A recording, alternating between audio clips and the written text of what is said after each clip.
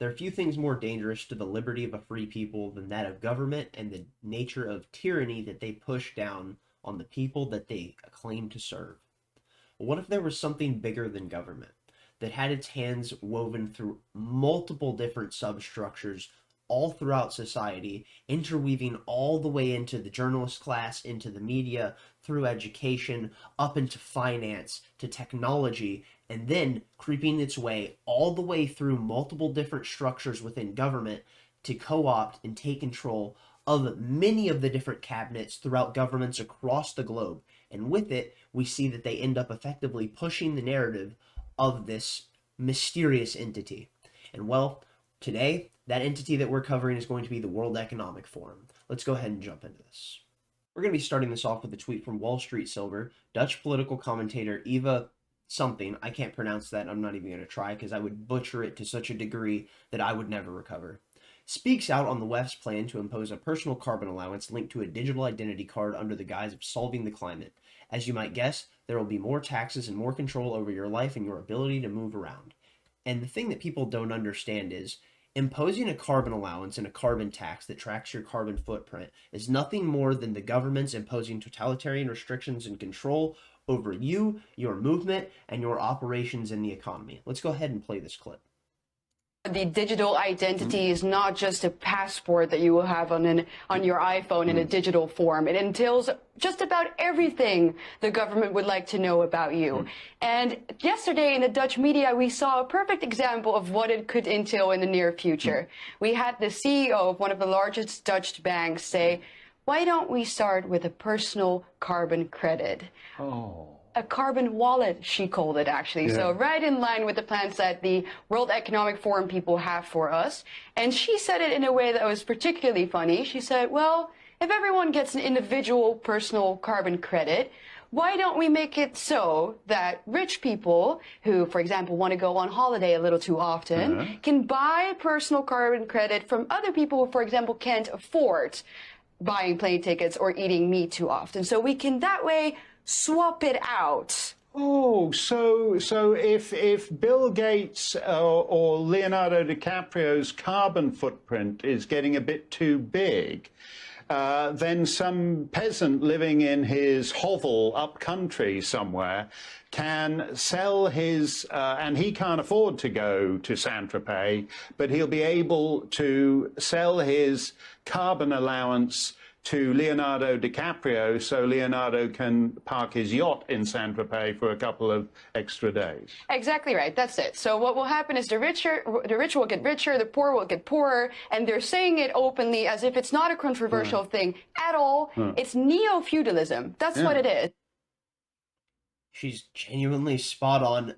Eva has been someone who I've seen multiple times. I don't really see too much of what she says, but every single time I see a tweet from her, I see a clip, she seems to be absolutely on point when she's covering things, and she's always going after things like the World Economic Forum or the Dutch government for how they were persecuting the Dutch farmers.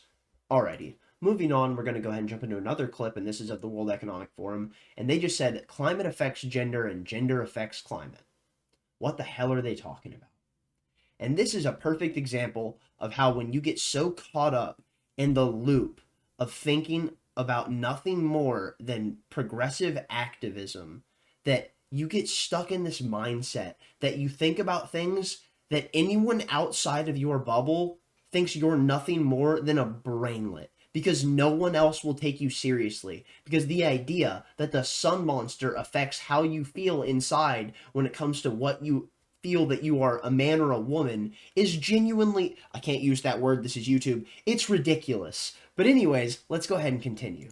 And it's really interesting, climate affects gender, gender affects Exactly. climate. And Karin, you can speak to that a lot. You already sort of talked to us about this huge movement that you've created around queer and climate this week.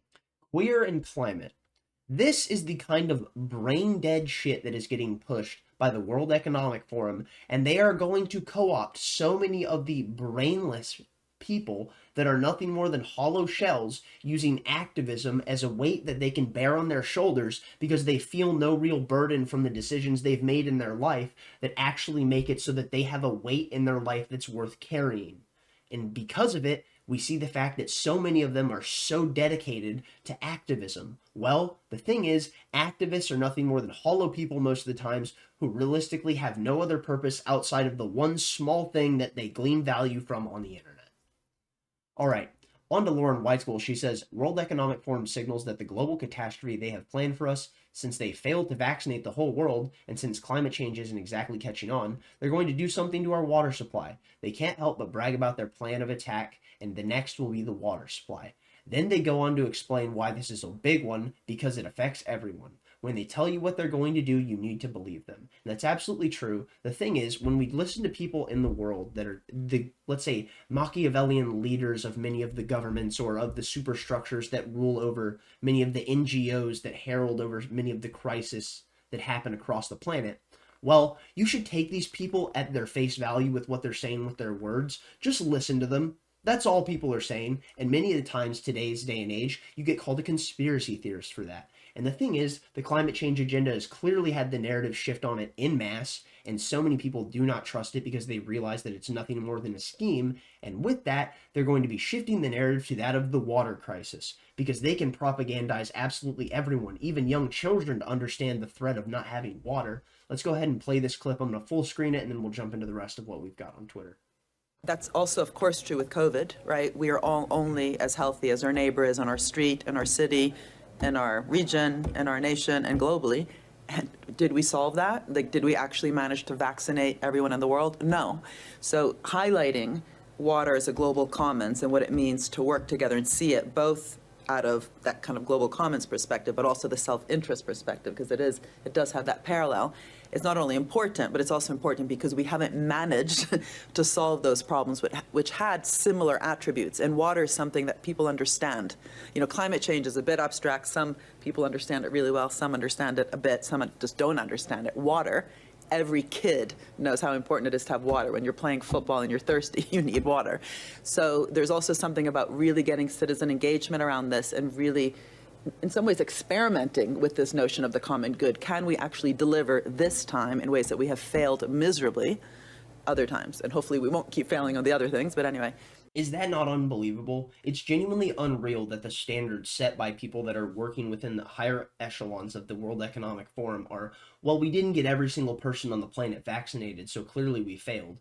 When we know that the vaccines did not work as they were sold to us. So she is completely okay with mandating via the government through top-down control that every single person who we should be arguing should have bodily autonomy would have to be forced to take this experimental medical procedure that is nothing more than an operation of a therapeutic, because it certainly doesn't work like a vaccine is supposed to. And all right. On from that, we see that she moves on and saying, well, the climate change narrative didn't work. It's really abstract. People don't understand it. But what we can sell is the idea of people having their access to water threatened. Because even a child can understand the access to water being threatened. And that means you can propagandize them from birth, and you can propagandize them in their youth, all the way up until the point when they're going through the higher echelons of upper education, which means you will have captured them in their young age, which means you will have their mind forever. And this is something that many people who are propagandists throughout the age have talked about consistently, that if you capture a child's mind when they're young, then you have them forever. And this is something that the cartels do in places like Venezuela, Mexico, Colombia, where they get the kids when they're young, because if they do that and they show them family, then they've given them a family for life. And many of the times, they unfortunately don't get to live a long one. Let's go ahead and continue, and we see Wall Street Silver. Klaus Schwab announces the end of car ownership. You will use an app like Uber, but not anymore to call some driver. A self-driving car will come to your hotel or wherever you are. By 2030, there will be no more private cars. Highways will become parks. Isn't that interesting? And here's why that's the case. What Klaus Schwab is talking about is not that the government is going to come take your vehicle from you, but we're going to price you out of the market by making fossil fuels so exorbitantly expensive that you have no ability to move around by using your gas-guzzling car. And you're also apparently not even going to be able to own an electric car, even though this is something that's being pushed top down by people like the Biden administration. But that doesn't matter to Klaus Schwab. They just want to make sure they can restrict your movement so they can control you, because these people are nothing more than tyrants. Let's go ahead and play this clip. We meet for the 20th. I hope I will have the pleasure still to be invited for the meeting. When we meet for the 20th Governance Summit, you will use the app like Uber, but not anymore to call some driver, but automatically guided car, a self-driven car, will come to your hotel or wherever you are and will bring you to the airport. No, Los Angeles is one of the cities with the heaviest traffic, who told me in 2030 Los Angeles will be private car driven free. And this will allow to transform highways into parks. Will transform highways into parks. Do you actually believe that's going to happen? Do you know how much infrastructure it is going to take to build up, to be able to have the capital, to be able to level all of these massive highways, to turn them into parks? So here's the deal. I live in Houston, and Houston is filled with highways. If they were actually going to destroy all of the infrastructure that has been built up over the hundreds of years throughout all of the world, then at what point are these people the good guys if they're willing to annihilate all of the years of process and progress that have been taken by so many people across the globe to make sure mankind can prosper? No, these people are the villains, simply put, and I will not act as anything but. And here we see from Wide Awake Media, Australian Senator Alex Antic exposes the totalitarian aspirations of Klaus Schwab's World Economic Forum and its Great Reset agenda in the Australian Parliament. The World Economic Forum is steeped in authoritarianism and Marxist ideology. It's an ideology which is creeping into governments across the world. It is imperative that we pay close attention to the World Economic Forum and do all that we can to preserve liberty and reduce government intrusion in our lives. And if we fail to do so, the anti-democratic forces in the West will continue to march on, and we may wake up in an Australia that we no longer recognize. I wish we had more people in the Congress, in the Senate, that spoke like this man. So honestly, from the heart, and this is clearly one of the people in Australia that I would consider a lost country, that really still has a voice for liberty and stands for what's good, true, and beautiful, and that is for people to live freely, free from the tyranny of government. Let's go ahead and jump into this. Founded in 1971 by Klaus Schwab, the World Economic Forum is steeped in authoritarianism and Marxist ideology. It's an ideology which is creeping into governments across the world. To quote Schwab himself when speaking about the Canadian Parliament, We penetrate the cabinets. So yesterday I was at a reception for Prime Minister Trudeau, and I know that half of this cabinet, or even more half of this cabinet, are for our actually young global leaders of the World Economic Forum. That's true in Argentina as well. It's true in Argentina, and it's true in France now. I'm with the president, who is a young global leader. the World Economic Forum promotes globalist issues such as climate change, so-called systemic racism and sexism, and creating an online digital identity. However, closer inspection reveals the World Economic Forum is an anti-capitalist, anti-free market organisation that seeks to subvert Western values and political processes. And they are very organised and very well funded. Their message is designed to appear harmless when in fact the ideology that underpins it is revolutionary and destructive. They train aspirational leaders in their ideology and help them make connections in spheres including politics, business and the arts. The World Economic Forum has consistently advocated for the harshest and most extreme COVID measures possible, including lockdowns, mandatory vaccinations, vaccine passports and mask mandates, despite these policies assaulting many of our basic liberties. The Forum believes that your freedoms should be minimised to prevent the imminent climate catastrophe, the one that's coming for 10 years in the last 50 years, by the way. The central theme of the World Economic Forum's material is what they call the Great Reset, which is Klaus Schwab's term for the opportunity the pandemic has presented to reimagine and reinvent the economic policies of the West. The term comes from Schwab directly himself with his 2020 book entitled The Great Reset. In a now deleted video titled 8 Predictions for the World in 2030, the World Economic Forum claimed that you'll own nothing and you'll be happy, a slogan that hits the same dystopian note as work makes you free and ignorance is strength. You don't have to be a political philosopher to figure out that if you own nothing, the state owns everything. There's a word for this. It's called communism. The World Economic Forum and its affiliates shamelessly promote the abolition of private property, a central facet of Karl Marx's demented utopian ideology, which led to the deaths of tens of millions of people worldwide in the 20th century. No matter how sophisticated the World Economic Forum tries to make the abolition of private property around the world sound, the fantasies of Karl Marx always lead to the crushing of individuals' liberties and lives and the expansion of the state's tyranny and power.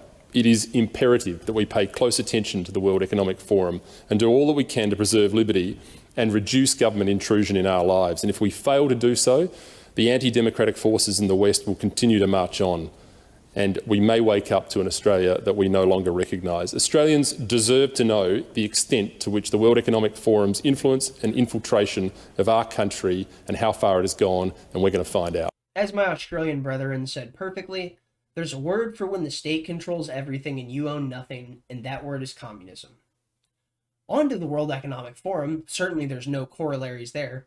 You'll own nothing and you'll be happy. And what this means is when they talk about you will own nothing and you'll be happy, they don't mean you, the person who would be playing the role of that of the elder and the giver, giving young generation nods to understand what was stolen from them. What they mean is the people who are born in 2030, the people who are born into a world where no one owns anything and everyone is a renter, because they will grow up in a world blissfully ignorant of the fact that people once owned property and had dominion over their own self, and with that had the capacity to own things. But under the leadership of the World Economic Forum controlling the metrics of how the world will be used, well, it appears that we will all be used and we will be nothing more than pawns in their game, and with it, we need to go into a fact of an article that was put out roughly 3 years ago that drew so many people's heads to paying attention to the World Economic Forum. 8 predictions for the world in 2030. You'll own nothing and you'll be happy. This is how our world could change by 2030. Let's go.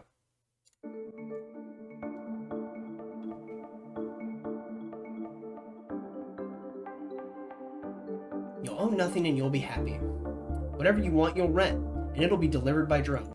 So, not only will you own nothing, which means you will have no capacity to understand what it means to have private property, which means you won't have the same understanding of the people today when it comes to understanding private ownership over yourself and having self-determination over your own body. And with that, that also comes further detachment from humanity, because if this is an automated system where everything is delivered by drone, you're interacting with people less, further detaching you from your humanity. And after that comes the possibility that, well, if you're detached from your humanity and you're removed from the understanding of what it means to be an individual because you don't have the capacity to actually own anything, as well as you have no right to have self-determination over your body, because if you think that the people that want you to own nothing and be happy are going to have you have any sort of medical autonomy, you are absolutely bonkers, and I have a bridge to sell you.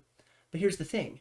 If you're detached from humanity, detached from individualism, and then further pushed into isolationism, what that will do is drive you towards a collectivist mindset, which is only pushing you towards the ethos of communism, which is exactly what the World Economic Forum wants. You have to think about the psychological plays that are being pushed. Here it says the US won't be the world's leading superpower. It will be guided and handed by a handful of countries that will dominate. Well, here's the deal. I'm not okay with globalization nor globalism. I'm not down with massive global superstructures being one world governments who rule over the entire world that can control every single facet of society. Not something I'm a fan of.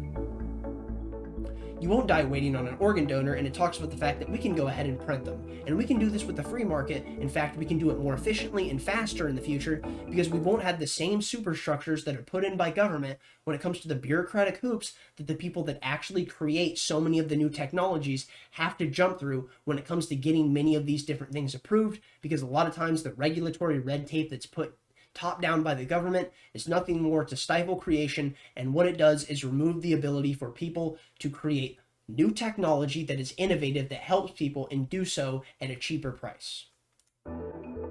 You'll eat much less meat. And they're saying that you'll do this for the environment, and here's the deal. No, I won't. I won't do this at all. I have a video talking about metabolic health for Americans and how the process of what we know when it comes to the food pyramid is an absolute lie. Only 12% of Americans are metabolically healthy. That video will be linked right here. Go ahead and watch it in another tab if you're willing. And the thing is, with the food pyramid and the proliferation of the information that came from it, well, we saw the obesity rate skyrocket. The epidemic absolutely overtake the country, and to a degree with which the world has never seen. 1 billion people will be displaced by climate. Interesting. You mean like the refugees that are already displaced currently? And here we see, we'll have to do a better job at welcoming and integrating refugees. Well, I wonder if this mass refugee crisis will be retooled by the World Economic Forum in the future when it comes to how they want to constrict the narrative by saying, can you believe all of these people fled these countries because of this mass crisis from the climate that was pushing this huge migration influx to all of these different countries? But that's not what happened. What happened was the United States and the world empire destabilized countries across the globe by instituting top-down and bottom-up regime changes, funding military coups, funding rebel coups, funding dictators, and with that, we caused mass destabilization, which pushed huge amounts of migrant crisis that caused large portions of immigration that effectively destabilized Europe. It destabilized the UK, it caused Brexit, and it's also possibly led to the migrant crisis that we're suffering now. Here we see polluters will have to pay to emit carbon dioxide. There will be a global price on carbon. This will help make fossil fuels history. Well, here's the deal. You emit carbon when you breathe, and if you think that the massive superstructure that would be a global governing body would not find a way to regulate you at every single turn when it comes to making sure they could tax you for every single possible nook and cranny of your carbon output, you're a fucking moron. You could be preparing to go to Mars. Scientists will have worked out how to keep you healthy in space, the start of a journey to find alien life. And here's the thing. Many of the people studying space, we have not really gotten any concrete information about what's going on in space. I have videos talking about the information that has been dropped when it comes to the UFO hearings recently. Go ahead and look up for those if you're willing. But the thing is, we could actually have this happen with the free market. In fact, we see it happening with the free market with someone like Elon Musk. Elon Musk being someone who is the pusher of SpaceX and someone who is driving home the idea that mankind has to get to Mars because Earth simply won't suffice for some reason. Well, it turns out Elon Musk is doing so through the free market. But I will admit, he's also doing so with grants from the government. And I wonder if Elon Musk would have been able to reach the same level of success if he had not had so many different handouts from things like the state. Anyways, let's go ahead and move on. Number 8, Western values will have been tested to the breaking point. And this is one thing that I really want to talk about, but I'm not going to talk about it much because I know how YouTube is about this. Is it the fact that Western values will have been pushed to the breaking point by, I don't know, maybe a mass influx of migrants through a huge immigration crisis that is pushed by these huge global superstructures and governing bodies that seek to see that people will own nothing and be happy? And with it, what happens when you have this mass immigration crisis and this huge influx of migrants, maybe it will destroy the culture and challenge the values and push them to their breaking point. I don't know. On from this video, we're going to go ahead and jump in, and we're going to go to the article from the World Economic Forum where this was first put out. And what do we see? Oh, would you look at that? Sorry, but we can't find the page you're looking for. They received so much blowback, and they did not expect this to actually turn heads the way that it did, that they deleted it. This was when people started to realize the machinations of what the World Economic Forum is up to, and that this is an organization that absolutely cannot be trusted. Let's go ahead and jump into the corporate press. From Reuters, fact check. The World Economic Forum is not planning to take your possessions. Interesting. On to PolitiFact. The World Economic Forum is not planning to seize control of everything through the Great Reset. Well, we literally just watched something on this. On to fact-checking from the World Economic Forum again from Reuters. The World Economic Forum does not have a stated goal to have people own nothing by 2030. We literally just covered something from them going over exactly that. We've played footage from these bureaucratic tyrants talking about how they want to regulate people to the nth degree, making sure they have no ability to do anything freely in society unless it's under the auspices of what the left wants. Now we see, now it's time for the Great Reset. And this was put out June 3rd of 2020. Here it says, we can emerge from this crisis a better world if we act quickly and jointly, writes Schwab. The changes have already been seen in response to COVID-19, proving that a reset of our economic and social foundations is possible. And what his book talks about is that using COVID as a reason to jump on the fact that we can reorient the entire social order within all of the world when it comes to how people are governed, how they operate in society, the economy, all of it. They wanted to restructure every single bit of it, and they saw COVID as an opportunity. And this is a perfect example of the fact is that when there's a crisis, the establishment will always jump on it to push their Machiavellian ends. And there's no better example of this than what happened with 9/11 and then the pushing of the Patriot Act. On to what we see from the Washington Examiner. Davos explains itself. The exclusive interview with the World Economic Forum. They now have to explain themselves because so many people have turned on them, realizing the threat of what people like this hold to a free society and the future of a prospering nation, and that of not only one prospering nation, but many, because we need to detach ourselves from this ideal of global governance, because with it comes global tyranny. That's all I got for this. I'm going to go ahead and leave it there. Everything will be linked in the description down below as per usual. Thank you for watching if you got this far. Thumbs up if you liked it. Thumbs down if you didn't. Tell me what I'm wrong in the comment section down below. I'd really like to hear some feedback on this. Stay lovely. Stay great. Peace out.